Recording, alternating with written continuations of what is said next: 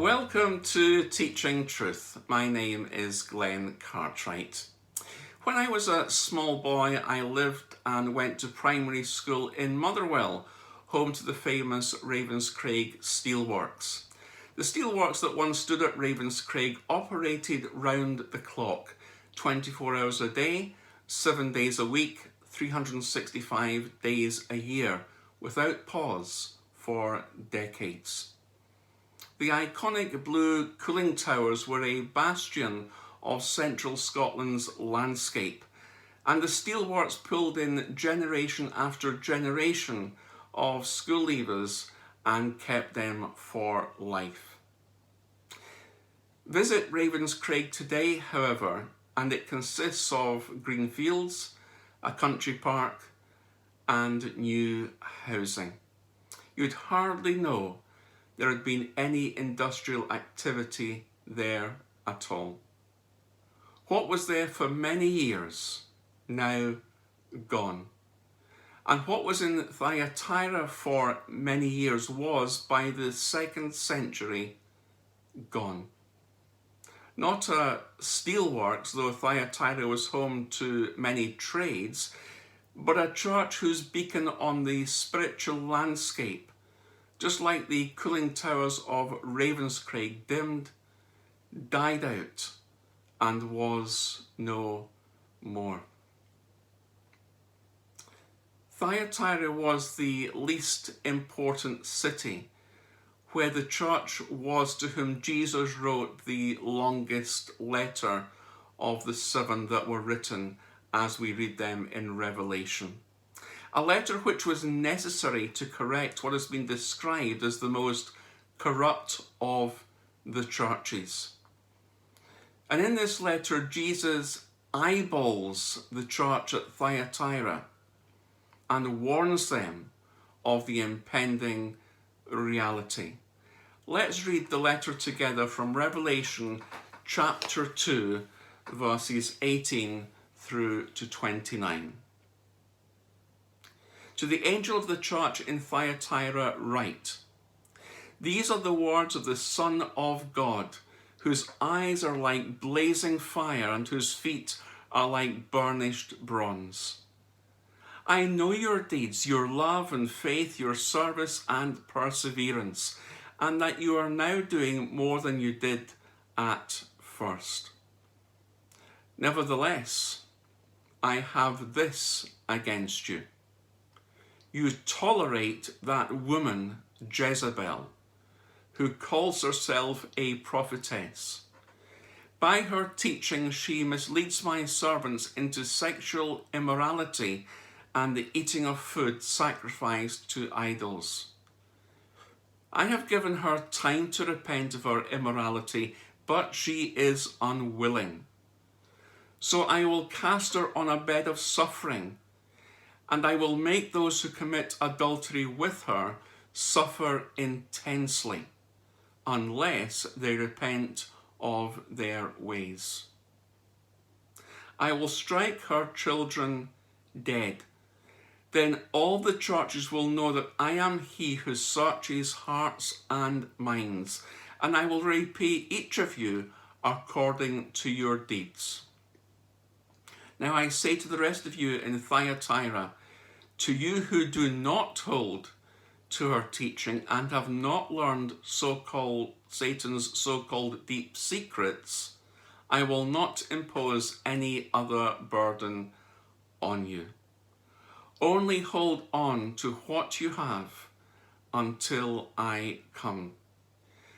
To him who overcomes and does my will to the end, I will give authority over the nations.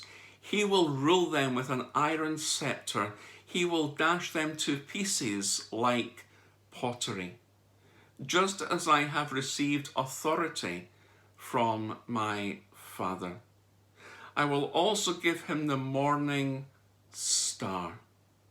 He who has an ear, let him hear what the Spirit says to the churches."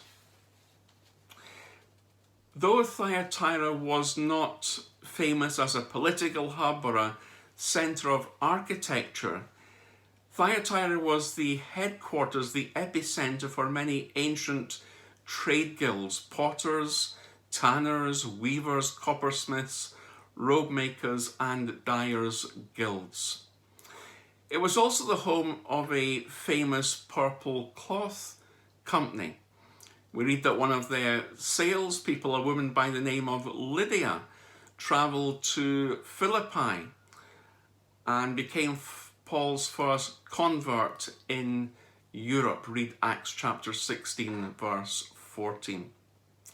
Thyatira is now the modern-day Turkish city of Akhizar, south of Istanbul.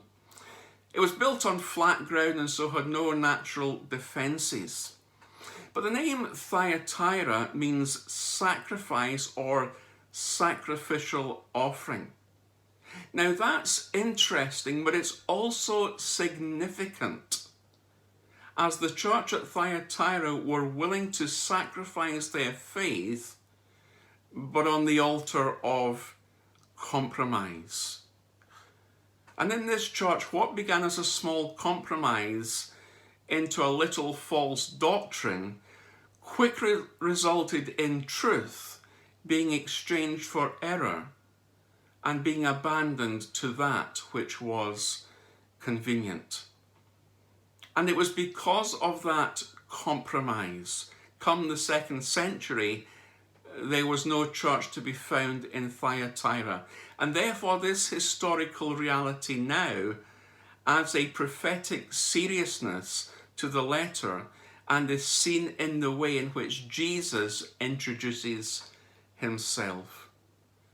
These are the words of the Son of God, whose eyes are like blazing fire and whose feet are like burnished bronze. And Jesus is referencing here the prophetic literature of Daniel chapter 10 verse 6, where it talks about his eyes being like flaming torches and his legs like the gleam of burnished bronze. The introduction here was not the introduction that the church at Thyatira were hoping for.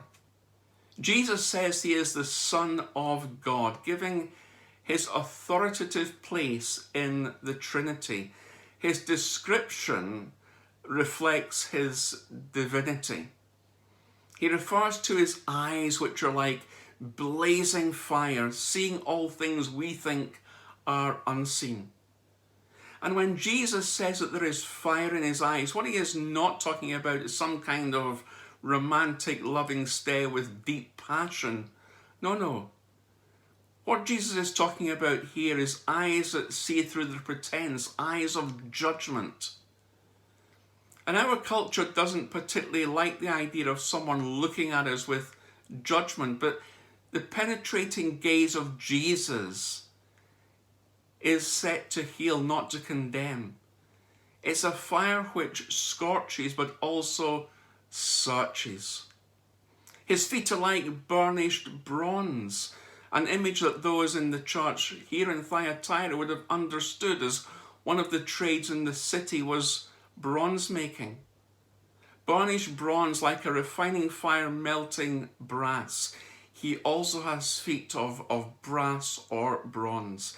And bronze is always biblically symbolic of judgment. You see, Jesus was on the case, as it were, of the church at Thyatira.